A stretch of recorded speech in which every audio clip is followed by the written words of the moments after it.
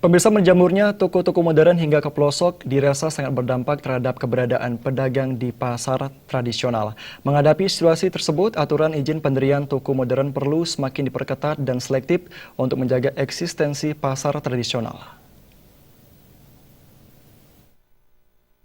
Para pedagang di pasar tradisional maupun pedagang kecil umumnya mengeluhkan hasil penjualan yang menurun drastis yang diakibatkan karena masyarakat lebih memilih untuk berbelanja di toko modern.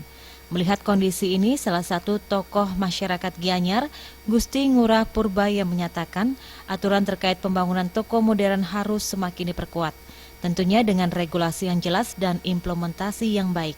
Dalam hal ini, pembangunan toko modern diharapkan bisa mengikuti dan mematuhi aturan yang berlaku, sekaligus memperhatikan setiap aspek maupun dampak sosial yang ditimbulkan agar tidak mematikan pasar tradisional maupun pedagang kecil. Perkembangan toko modern diharapkan tidak mematikan pasar tradisional maupun pedagang kecil, tetapi mampu bisa bersinergi.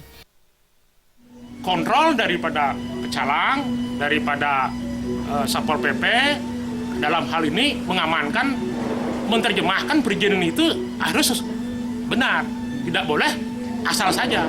Di sini peran pemerintah luar biasa dalam membuat peraturan sehingga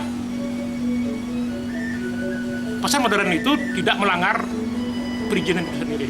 Jadinya yang paling penting adalah regulasi pengaturannya, biar seimbang, biar pasar tradisional bisa berjalan.